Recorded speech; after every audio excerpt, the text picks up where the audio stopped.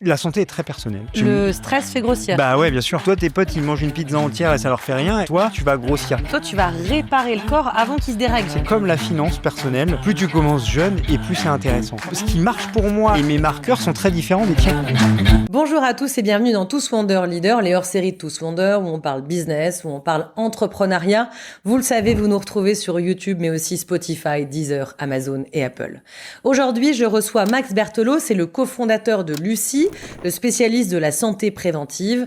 Avec eux, 110 marqueurs de sang, d'urine, de salive sont analysés. Et après ces analyses, vous recevez des recommandations personnalisées pour mieux vivre, pour mieux dormir, pour être moins stressé. Et pour tout vous dire, Lucie a sponsorisé Tous Wonder pendant 2 mois. Et je suis tellement persuadée que c'est la santé du futur que j'ai eu envie de le recevoir pour qu'il nous explique tout, pour qu'il nous explique comment réparer la machine et réparer le corps avant que tout déraille. Tous Wonder Leader, c'est maintenant avec Max Berthelot, le cofondateur de Lucie, qui a 44 ans et visiblement un âge biologique de 32 ans.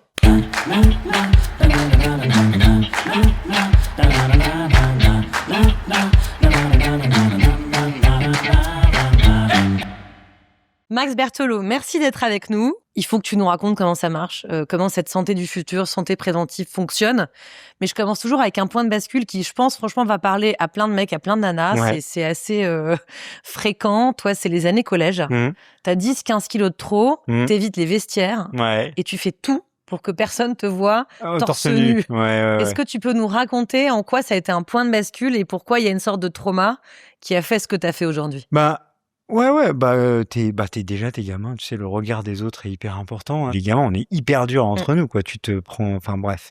Et donc t'as pas envie d'être le vilain petit canard de l'école et enfin et de la classe, et t'as pas envie d'être celui non plus sur qui toujours les trucs tombent, etc. Et comment tu te sentais? Donc tu fais, moi j'étais pas non plus le mec trop obèse, tu vois, enfin et trop différent.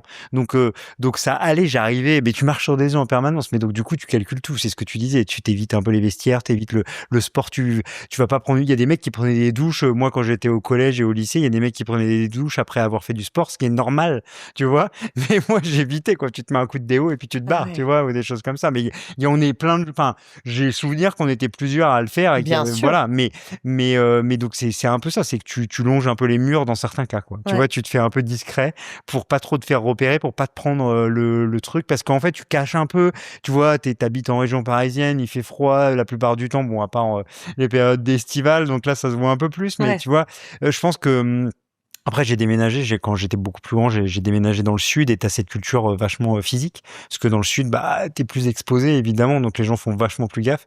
Mais à Paris, je pense que tu vois, t'as moyen d'un peu plus camoufler, quoi. Donc tu trimballais ces kilos en trop. Ouais. Et c'est ce qui a fait que tu t'es intéressé à la santé, à l'alimentation. En fait, à un moment donné, tu le vis mal, quoi. Tu sais que tu vois bien que t'es différent des autres. J'ai fait des régimes même à 15-16 ans, ou enfin, tu vois, l'été, ou des trucs où tu vas manger mieux, machin, etc. Et puis en fait, t'es un gamin, t'as 15-16 ans, t'as envie de manger des glaces l'été, tu vois, t'as pas envie de manger des blancs de poulet et je sais pas quoi. Mais donc du coup, c'est compliqué. Donc du coup, tu grandis avec ça, et puis t'as un peu ce trauma de se sentir pas très bien. Et donc quand j'ai commencé à avoir 17-18 ans, j'ai commencé à me dire, mais en fait, pourquoi, tu vois, parce qu'en fait, je regardais ce que je mangeais, et puis j'ai compris que ça passait par la nourriture, évidemment. Et du coup, tu te poses des questions sur, attends, mais moi, j'ai pas l'impression que je fasse différemment des autres. C'était ça le point. Pourquoi je m'incie pas? Voilà, c'était ça le point de bascule. C'est en fait, je regarde tous mes potes. Attends, ils mangent des pizzas, ils mangent des machins. Moi, je mange des légumes, etc. Enfin, tu vois, c'est quoi le délire, quoi? Et qu'est-ce que tu as découvert sur toi alors quand tu as commencé à t'intéresser à la santé, à l'alimentation? Je pense que ce que j'ai découvert, c'est que la santé est très personnelle. Donc déjà, tu peux pas, il y a pas une recette qui marche pour tout le monde. C'est-à-dire que en gestion de poids, d'énergie, de sport, etc., t'as toujours un pote qui va te donner des conseils en disant, moi j'ai fait ça, ça a marché. Le régime du camp à l'époque, je sais pas si tu te rappelles. Hyper protéiné. Voilà. Moi, je l'ai fait. Voilà. J'ai fait ça, ça a marché. Et puis j'ai fait ça, ça a marché. Et en fait, tu te rends compte, et c'est ça, en fait, les années de frustration, c'est que en fait, j'ai commencé à faire comme toi, à écouter un peu, à regarder. Il y avait du camp machin, truc machin, etc. Puis j'ai commencé à tester des choses. Puis au début, ça marche. Et puis au bout de quelques semaines, en fait, tu comprends que ça marche plus parce que t'as plus la volonté, tu vois, cette volonté, t'as pas t'as une réserve de volonté qui est comment Oui, parce que ces régimes sont difficiles, Ouais, évidemment. exactement. Tu manges de la soupe au chou pendant une exactement, semaine. Tu manges que du blanc de poulet pendant un mois, voilà, évidemment, t'en as marre. Donc t'en as marre, évidemment. Et donc c'est pas simple. Et donc forcément ta volonté, elle a un minimum et un maximum. Et tu vois, donc tu joues avec ça et au bout d'un moment, bah tu t'épuises. Et en fait, c'est ce qu'on dit en nutrition. Il faut réapprendre à manger correctement, etc. Mais pas que. C'est-à-dire que c'est ça que moi j'ai découvert, c'est qu'en fait, il n'y avait pas de recette magique, il n'y avait pas de recette miracle qui s'applique et qui est pour tout le monde la même chose. Et qu'en fait, on est tous très différents et que ça a énormément à voir avec ton passé, déjà l'environnement dans lequel tu as grandi, tout ce que tu as mangé pendant que tu étais bébé, petit, est-ce que tu as été allaité, pas allaité, est-ce que tu as tout de suite été... ça a vachement d'impact. Ça a vachement d'impact sur ton organisme, sur comment il a été soumis à toute cette charge, on va parler de glucides et de lipides et de protéines, etc. Mais ton équilibre, comment tu as mangé depuis que tu es gamin, est-ce que tu as été exposé énormément au sucre? Pas du tout, parce qu'en fait, c'est comme tout, ton organisme, il est, c'est comme un élastique, quoi. À un moment donné, tu fais du yo-yo en permanence. Il va mieux ou pas ingérer les glucides pendant des années, puis au bout d'un moment, il va plus le faire, quoi. Enfin, tu vois, il va mal assimiler ce genre de choses, etc., etc. Donc, il y a tout plein de choses qui vont rentrer en ligne de compte, et c'est ça que tu t'aperçois. Et donc, moi, mes parcours vont mener vers tester plein de régimes différents. Donc, on appelait ça des régimes à l'époque. Finalement, c'est des habitudes alimentaires, etc. Et en fait, il va me rester de ça les habitudes de on fait très attention aux produits transformés, on fait donc là un peu la diète méditerranéenne, quoi, tu vois. C'est j'évite tout ce qui est produit plein de sucre, etc. Ouais, donc sûr. tu regardes toutes les étiquettes, tu regardes tous les additifs, les machins, tu manges absolument donc que des produits bruts. Donc ça va me mener vers ça. Mais même en faisant ça, j'ai quand même des difficultés. Et c'est là où je commence à me pencher à mes lectures, tu vois, te mènent vers en fait, tu as le marqueur de stress qui est ton hormone du stress, le cortisol, en fait, a un impact sur ta glycémie, c'est-à-dire comment tu assimiles le sucre dans ton corps. Et en fait, ça fait que tu stockes ou pas quand donc tu... le stress fait grossir. Bah ouais, bien sûr. Les gens qui ont beaucoup de stress, le cortisol élevé a un impact énorme sur la glycémie, notamment le matin. Et donc en fait, c'est ce qui fait que plus t'es stressé, plus t'as envie de sucrer. Et plus t'as envie de sucrer, plus tu vas en manger, moins c'est bon, plus tu vas travailler ta résistance à l'insuline, plus elle va prendre un coup. Et donc plus en fait, tu vas à chaque fois que tu vas manger, tu vas stocker. Puis après, tu vas avoir ce concept de les gens qui vont se restreindre énormément de glucides, donc les diètes cétogènes, on appelle ça. Et pour les gens stressés, par exemple, c'est terrible, ça marche pas du tout. Enfin, c'est le truc qu'il faut pas faire, parce qu'en fait, tu vas te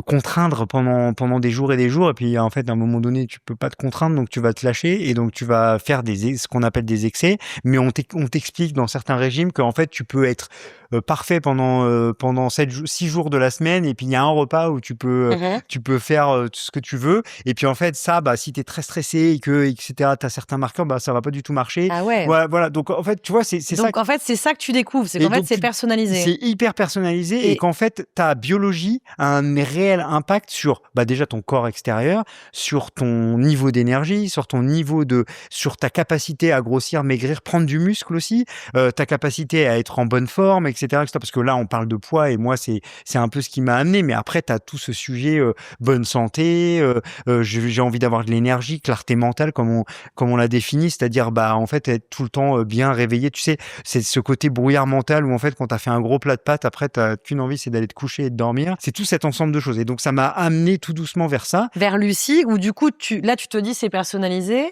Et il faut qu'on étudie, en fait, finalement, cas par cas. Exactement. Et c'est surtout, c'est exactement ça. C'est en fait, moi, ce qui marche pour moi et mes marqueurs sont très différents des tiens.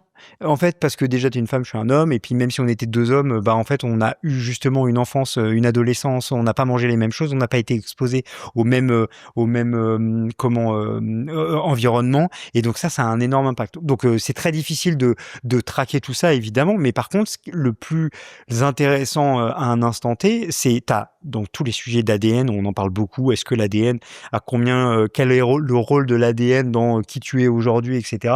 C'est pas encore, enfin, je pense que c'est encore un peu flou. Les gens disent qu'en fait, l'ADN joue seulement pour 20 ou 30% et 70%, c'est l'environnement dans lequel tu grandis, ce que tu manges, tu vois, toutes les toxines qu'il y a autour de toi, etc. Donc, il faut que tu nous expliques. C'est-à-dire que Lucie, c'est de la santé préventive, mais personnalisée. Exactement. Et ça donc, veut dire quoi? Qu'on étudie des marqueurs? On va regarder, et donc, le raccourci le plus intéressant pour connaître ton état de santé, c'est ton sang. C'est en fait tout ce qui circule dans ton sang. Il y a énormément de choses qui circulent dans ton sang, et donc quand on te fait, tu sais, classiquement quand t'es malade, parfois le médecin t'envoie faire une prise de sang dans un laboratoire, et donc tu vas faire une prise de sang, il va regarder un certain nombre de marqueurs, et on va te dire, bah en fait, ton cholestérol est un peu élevé, ton LDL, ton HDL, ça c'est des marqueurs de cholestérol. La thyroïde. La thyroïde. Donc là, on va regarder, on recherche une maladie. Donc, et donc tous ces marqueurs, il y a une littérature scientifique sur, ok, si ce marqueur il est en dehors d'un certain seuil, ou il est au-dessus, en dessous, au milieu, ou etc., où il est pas assez élevé, trop élevé, ben en fait, on sait que il y a des sujets, enfin il y a des problèmes. Et donc, mais là, c'est dans un sujet de recherche pathologique, c'est-à-dire tu vas voir ton médecin.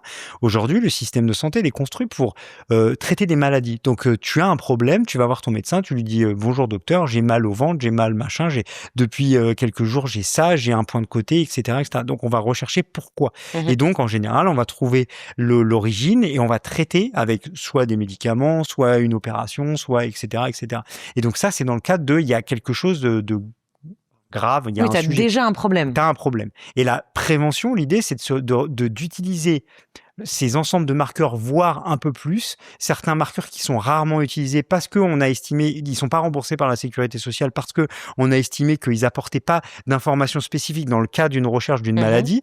Mais par contre, dans un aspect, comment ton corps fonctionne, puisque la santé préventive, c'est regarder ton corps dans son entièreté et essayer de comprendre ton organisme dans son entièreté et essayer de comprendre, dans quel état il est et comment il fonctionne. Et donc, on va regarder des marqueurs sanguins, et donc on va regarder les mêmes marqueurs plus d'autres, mais on va les regarder avec un angle préventif. C'est-à-dire qu'on va pas chercher à savoir est-ce qu'ils sont en dehors de la norme qui a été fixée comme étant normal, pas normal, et donc malade, pas malade, mais on va les regarder dans une norme optimale. C'est-à-dire qu'on va se dire, en fait, ton marqueur, plus tu vas vieillir, il va se dérégler, il va évoluer. Et donc, en fait, aujourd'hui, à ton âge, avec ton sexe, il devrait, les études nous montrent que, en fait, pour être dans une situation optimale, il devrait être à ce niveau-là. Mais le problème, c'est que tu as des populations qui se dérèglent. On n'a pas les mêmes normes entre le Japon, la France, un pays, le Sénégal et les États-Unis. D'accord. Parce que en fait, c'est des moyennes de population.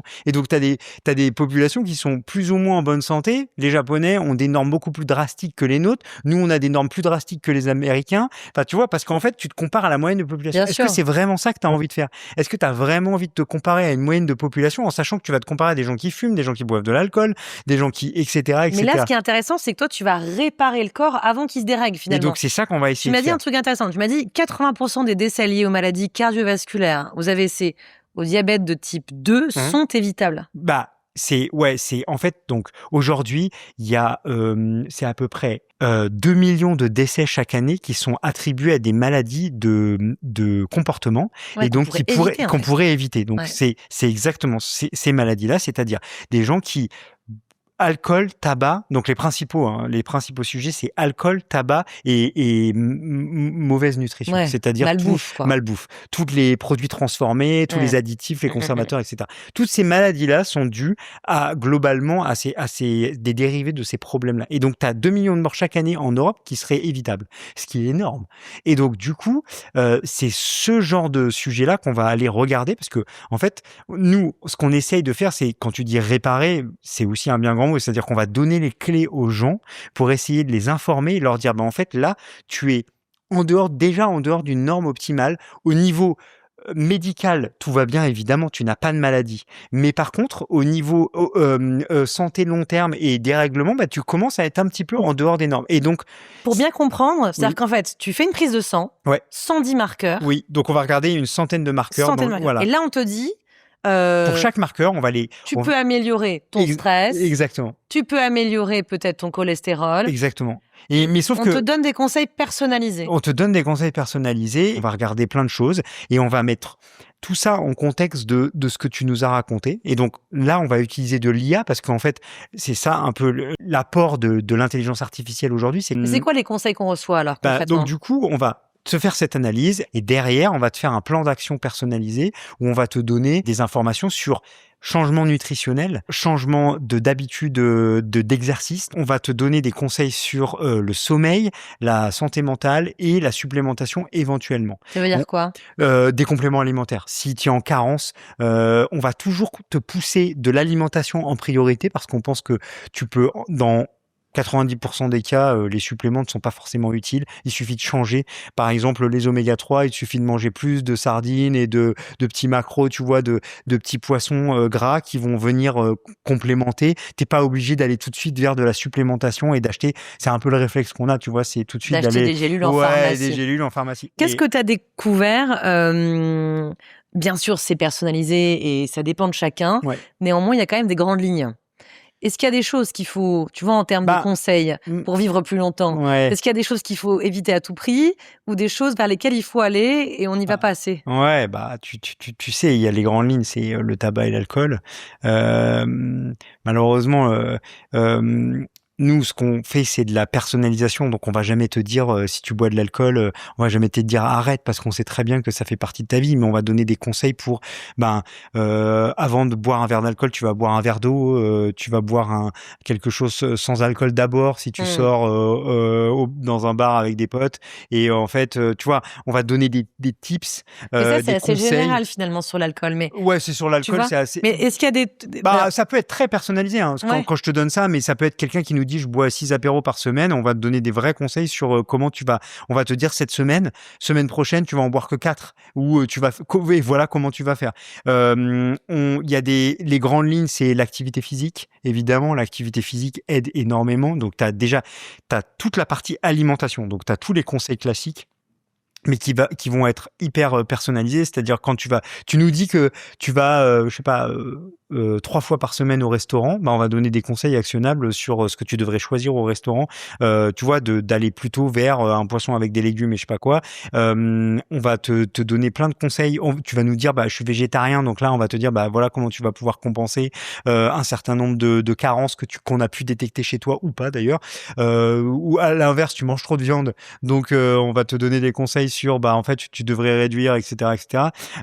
Donc, on essaye toujours de relier ce que tu nous as, ton contexte perso, avec les marqueurs qu'on va constater. Et toi, tu m'as dit, je sais plus, c'est le pain qui pour toi à éviter ou c'est les riz? Il y avait un truc comme ça. En fait, ça dépend de chacun, mais en fait, il y a des aliments qui finalement deviennent des poisons, qui ne sont pas pour d'autres, mais qui le sont Exactement. pour toi. En fait, ça c'est sur la réaction glycémique. D'accord. Et donc là, c'est souvent ça tu le mesures avec un capteur de glycémie, mais globalement, tu peux aller regarder ta réaction glycémique à un aliment. Et en fait, tu vas voir que ton corps ne réagit pas du tout pareil. Il y a des gens, ils peuvent effectivement manger un bol de riz énorme et avoir une réponse glycémique tout à fait normale. Et par contre, ils vont manger du pain et là, ils ont un pic de glycémie énorme, tu vois. Et ça va vraiment, ça c'est hyper personnel. Et après, t'as plein de conseils plus précis, plus personnalisés. Mais globalement, on va essayer de te donner une vision de ton état de santé et en fait on va te donner ton âge biologique aussi, donc on va en parler. Voilà, on va te donner ton âge biologique qui est l'âge qui est calculé par rapport à tes cellules. Mais ça c'est vrai ou c'est un... Non mais justement, expliquons-le. Qu'est-ce que c'est? Parce que toi t'as 44 ans, mais il paraît que tu as l'âge biologique d'un homme de 32 ans. Voilà, exactement. Alors évidemment, tout le monde va avoir envie de comprendre comment tu fais. Non, mais en gros, globalement, l'âge biologique, c'est la vitesse de vieillissement cellulaire. Normalement, c'est calculé, c'est un test ADN, c'est la méthylation de l'ADN, on appelle ça. Donc le test le plus fiable et le plus efficace. Donc Brian Johnson, l'Américain qui ne veut pas vieillir, il donne toujours sa vitesse de vieillissement et il la calcule avec un test génétique. Donc c'est pas gadget, c'est vrai. Non, c'est pas gadget, c'est vrai. C'est en gros la réduction si on extrapole, c'est comment ton ADN il se raccourcit au fur et à mesure, tes télomères ils se raccourcissent, et donc c'est la méthylation de l'ADN. Donc on va regarder, c'est un test. Sauf que le problème principal, c'est que en France, les tests ADN sont interdits. Donc, on peut pas toucher à ce test, nous, officiellement. Tu peux le commander aux US et le faire si tu veux, ça, voilà. Mais globalement, en France, tu peux pas faire ce genre de test. Sauf qu'il y a des scientifiques, des chercheurs qui ont déposé un papier de recherche qui est public, qui est gratuit, qui est utilisable avec une formule où en fait, ils ont trouvé un raccourci entre 9 marqueurs sanguins qui te donnent une approximation de ton âge biologique qui normalement est calculé avec ce test d'ADN. Et donc du coup, nous on utilise cette formule comme beaucoup de tests sanguins. Hein. Il y a plein de gens qui aujourd'hui te donnent ton âge biologique. Et donc du coup, c'est un papier de recherche, il est déposé, il est utilisé. C'est pas nous qui l'avons inventé. Donc oui, ça te donne une estimation. Faut pas le prendre pour argent comptant parce que c'est 9 marqueurs. Tu vois, nous on en analyse une centaine. Donc évidemment, c'est vraiment un raccourci de chez raccourci. Mais ce qui est intéressant, c'est le mécanisme dans lequel ça te met, c'est-à-dire que tu reçois ton âge biologique, tu vois que tu as -5, -4, tu te dis, bah ok, quand je vais faire mon test dans 6 mois, j'ai envie d'avoir baissé cet âge. Et c'est possible. Tu peux en 6 mois baisser? Bien sûr. Tu peux améliorer ton inflammation, parce que ça va prendre marqueur d'inflammation, marqueur de glycémie, et donc du coup, tu peux complètement améliorer si tu améliores ces marqueurs, en 6 mois, tu peux rallonger ton espérance de vie. Complètement. Qu'est-ce que tu as changé, toi, par exemple? Qu'est-ce qui a fait que d'un coup, tu as perdu 10-15 kilos et que tu t'es stabilisé? Quand j'ai commencé à faire des tests et analyser et comprendre un peu, que j'avais un problème justement de glycémie qui commençait à se dérégler et qu'en fait j'étais beaucoup plus sensible que certaines personnes qui ont une glycémie beaucoup plus basse.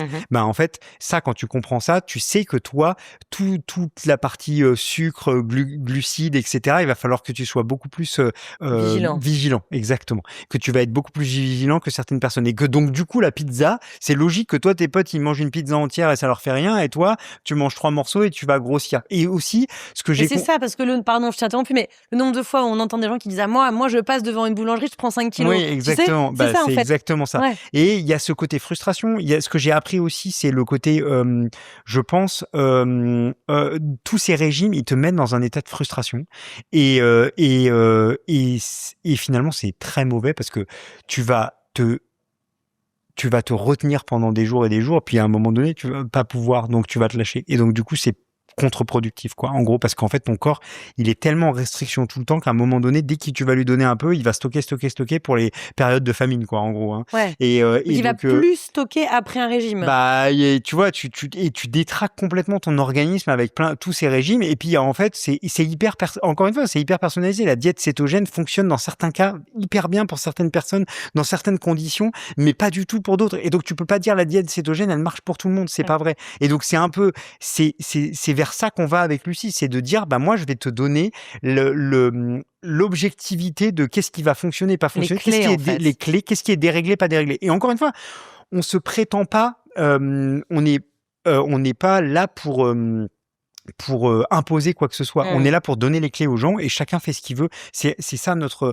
Moi, une fois que je t'ai dit, en fait, ton problème, c'est peut-être que, en fait, effectivement, tu bois, je sais pas, trop d'alcool, ou peut-être que tu manges trop de X, trop de Y, ou etc. Mais c'est charge à toi de faire ce que t'as. Parce qu'en fait, on est libre. Et si en fait ça te fait plaisir et que t'aimes le sucre et que t'as envie de manger des gâteaux, c'est pas grave, tu vois. Mange du sucre et mange des gâteaux. Et voilà. Et je vais donner des conseils pour peut-être améliorer. Et ouais, c'est ça. Et peut-être améliorer la façon dont ton corps va l'assimiler, etc. Mais en fait, à la fin de la journée, tu es maître de ta santé. Et je crois que Michel Simès est passé chez Génération Do It Yourself il y a quelques jours là, et en fait il disait un peu la même chose, c'est-à-dire que en fait le but c'est de donner le pouvoir aux gens et la connaissance. Et en fait quand on donne la connaissance aux gens, et en fait on leur permet de prendre en main leur santé, parce qu'en fait la prévention et la bonne santé c'est un sujet de chaque jour et personnel. Et donc encore une fois, on n'impose rien. Et ce qui est important aussi de rappeler, c'est que on n'est pas une plateforme médicale, donc on fait pas de diagnostic, on fait pas de prescription de médicaments. On est vraiment dans un contexte de prévention primaire, comme on l'appelle, c'est-à-dire qu'on donne des informations aux gens, on leur donne des conseils, on leur donne des accès et des clés, mais on n'est pas du tout là pour diagnostiquer des maladies. On est vraiment dans un contexte de j'ai envie de t'aider à vivre mieux au quotidien et à optimiser ta santé et à vivre plus longtemps. Et potentiellement à vivre plus longtemps en meilleure santé. L'autre question aussi importante, c'est combien ça coûte. Tu dis une phrase que je trouve touchante. Tu dis, nous faisons de la prévention une norme et non un privilège. Ça, je trouve ça important. Le prix, est-ce que tu peux nous le dire? Et à quoi ça correspond? Ça paraît onéreux. Est-ce que c'est onéreux? Est-ce que ça l'est pas pour ce que vous proposez en échange?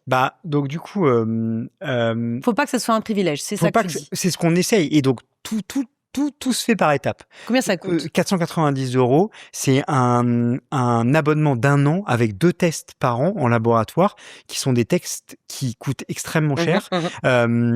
Et donc, du coup, les gens ont accès à 2 tests dans l'année, plus tout le suivi, l'analyse. Ce qu'on n'a pas dit, c'est que moi, j'ai beaucoup parlé de l'IA, mais il y a une supervision médicale. Donc, il y a une équipe médicale en interne qui va relire et corriger chaque protocole chaque plan d'action avant d'être envoyé à un utilisateur. Est-ce que c'est cher ou pas comparé, tu vois, aux marqueurs qu'on va tester?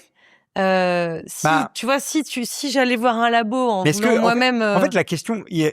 donc déjà, si tu allais voir un labo... Ce serait plus cher. Ça serait beaucoup plus cher. C'est ça. Donc juste le test, juste les marqueurs, la première prise de sang que nous, on offre, elle sort de 490 €. C'est-à-dire que déjà, dans un labo, juste notre prise de sang, t'en aurais... C'est-à-dire que les gens qui vont dire c'est cher, en fait, c'est pas cher, quoi. C'est pas cher non seulement de ce point de vue-là, mais c'est surtout...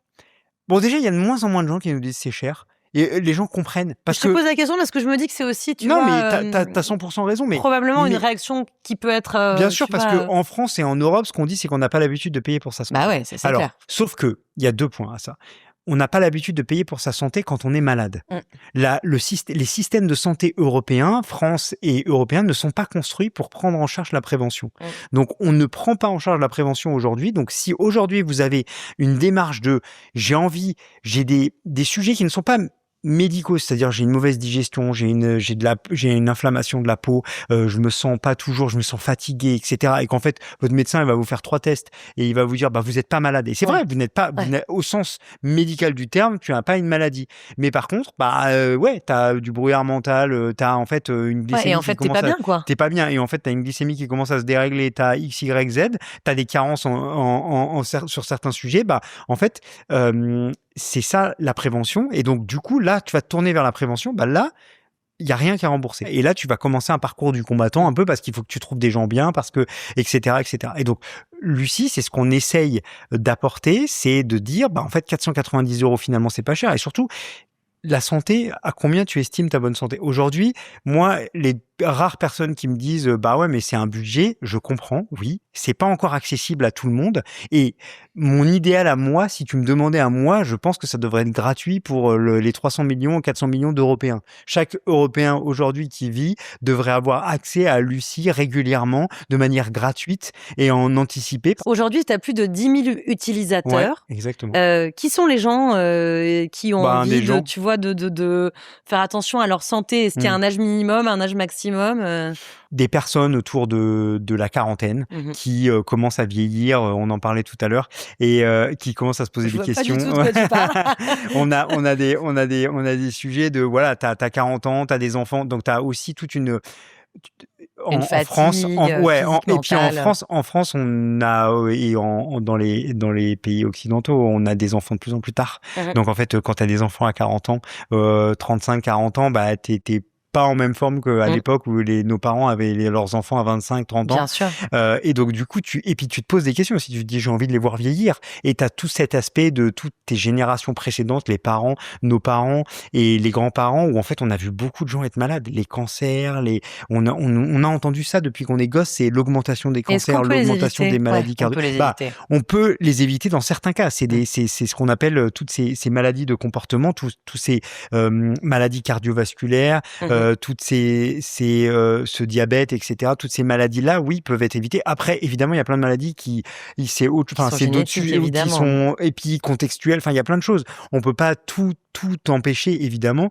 Et on n'a pas encore non plus complètement... Dans certains cas, on a les preuves que si tu fais un certain nombre de changements, tu vas pouvoir éviter ce type de maladie-là. Mais tu vois, il y a des choses qui ne sont pas encore prouvées, évidemment, en médecine et en sciences. Et donc, du coup, là-dessus, on fait très attention de la manière dont on communique et ce qu'on dit aux gens. On te promet pas la lune. Je te promets pas que parce que tu vas faire Lucie, tu vas vivre 150 ans et que tu vas être dans ton meilleur... C'est absolument pas ma Mais est-ce qu'on peut ma commencer à promesse. tout âge? Alors, bien sûr, on peut s'y intéresser à Bah, c'est 18 que ans. moi, je dis Mais souvent, est-ce qu'à 60 ans, je peux aller moi, je dis aussi, souvent, c'est comme la finance personnelle.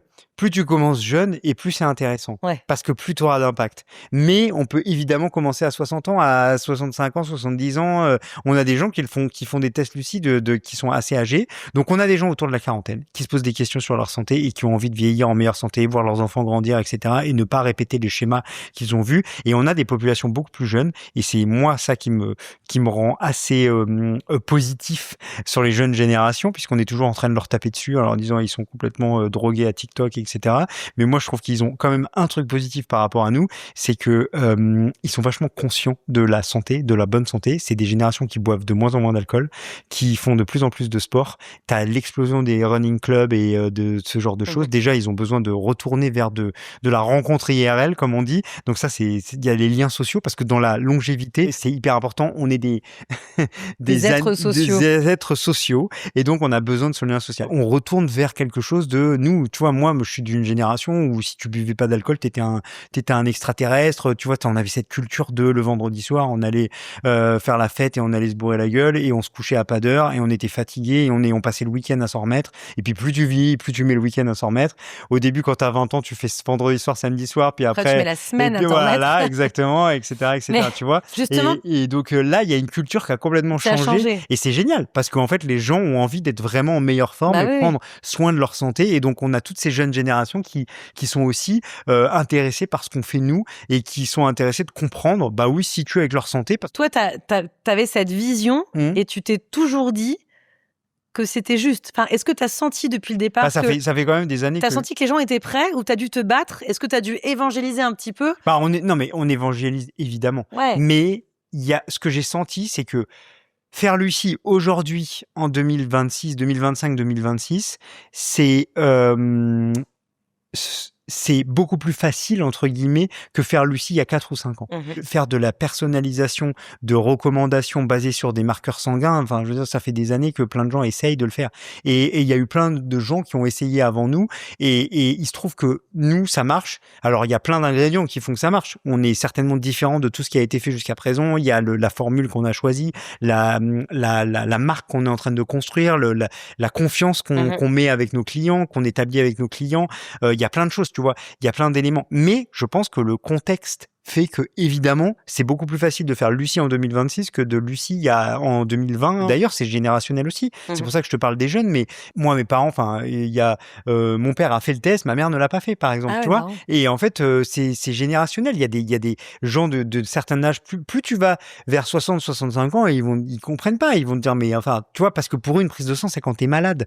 Et en fait, la prévention, enfin, c'est quoi l'intérêt? Pourquoi? Comment? Et puis, en fait, c'est pas vraiment, il y a plein de débats scientifiques autour de plein de marqueurs, mais en fait, ce que tu fais, c'est de la prévention primaire. Tu vas regarder un système dans son entièreté et tu vas l'analyser. Et ça, c'est quand même plus récent qu'on parle de ça. Donc ouais, c'est pas facile. Mais ce qui est joli dans ton histoire, c'est qu'évidemment, c'est difficile d'être entrepreneur.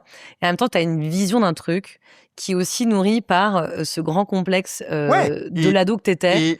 Et aujourd'hui, tu as levé 20 millions. Donc en fait, moi, ce que je trouve génial, peut-être que ça inspirera tous les ados qui sont complexés, tu vois. Ouais, bien sûr. C'est-à-dire qu'en fait, t'as un truc qui va te bloquer, ça devient un jour une force parce que tu vas créer un truc et tu changes la vie des autres, en fait. Et puis, ça marche tellement que tu lèves 20 millions. C'est génial. Alors, lever 20 millions n'est pas une fin en soi, mais... Non, mais tu vois ce que je veux dire. Que la boîte se développe, t'arrives à convaincre des gens. Enfin, notre levée, oui, notre objectif, c'est de nous développer en Europe, de rendre encore plus accessible Lucie à plus d'Européens.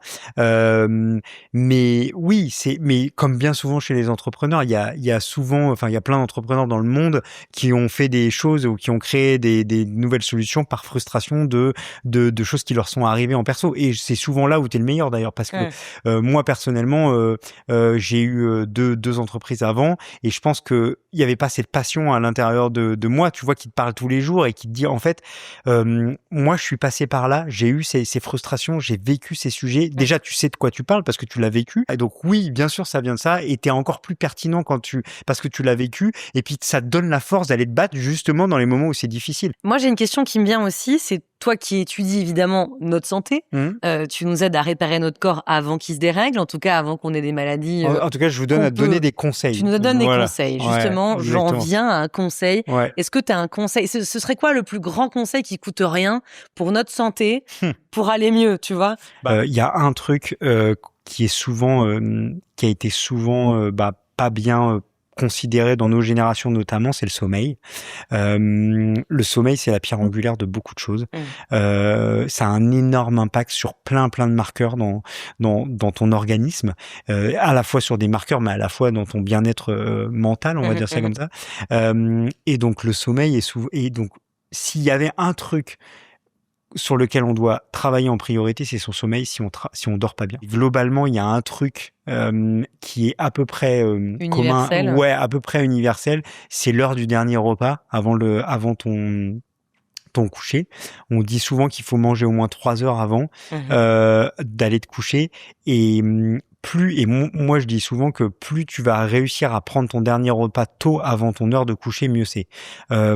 Et en fait, tu le vois vraiment, ça a un impact sur ta récupération et sur ta manière dont tu dors la nuit, ou sur ton rythme cardiaque au repos, en fait, tout simplement, parce qu'en fait, ton organisme, il met beaucoup d'énergie à la digestion et du coup, il va pas se mettre en repos. Et donc, plus tard dans la nuit, il va se mettre au repos, moins tu vas récupérer, quoi. En gros, si on peut manger à 18h comme certaines populations dans le monde, et ben au plus tard à 18h, 18h30, 18h30, mais c'est presque pas adapté à nos vies. C'est pas du tout adapté à nos vies aujourd'hui dans notre pays. On arrive à la fin de cet entretien. Tu parlais de conseils santé. Là, j'aimerais te poser une question, ou en tout cas que tu nous délivres un petit conseil entrepreneur, un petit conseil leader.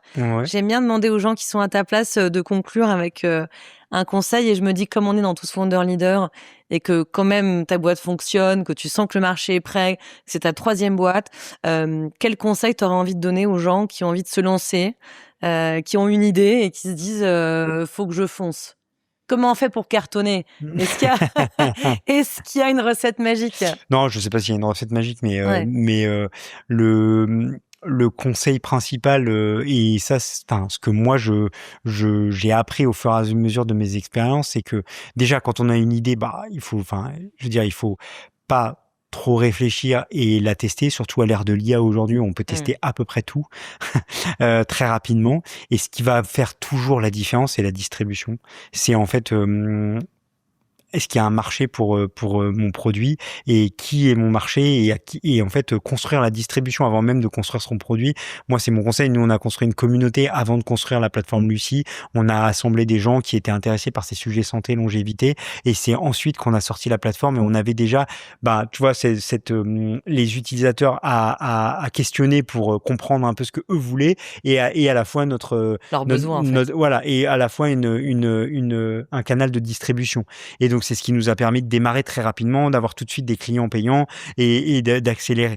Et donc du coup, moi c'est mon plus gros learning, c'est on pense souvent on overthink tu vois, le produit, le machin, j'ai envie que ça soit comme ça, etc. Et en fait, le plus vite possible, on parle à des clients, le plus vite possible, on met un produit entre les mains de gens et on teste et on itère, et plus on pense à la distribution en amont et à comment je vais toucher mes utilisateurs, à qui mon produit s'adresse, où est-ce qu'ils sont. Donc c'est inclure en fait ton consommateur dans la conception de ton produit. Ouais, ton client. Ça, c'est ton client, ouais, c'est ça. Et penser d'abord à comment je vais toucher ces gens, et est-ce que je peux pas faire quelque chose en amont avant même de construire le produit, qui est pour avoir une communauté de clients, ou ça peut être une base de clients, enfin ça dépend comment on le fait, mais globalement voilà, c'est un bon conseil. Merci. Merci Max Berthelot, cofondateur de Lucie Santé Préventive. En tout cas, tu nous donnes les clés. Merci en tout cas d'être venu nous voir. Vous retrouvez cet échange, vous le savez, sur YouTube, mais aussi sur Spotify, Deezer, Apple et Amazon. Et je vous dis à très bientôt pour un prochain invité. Salut.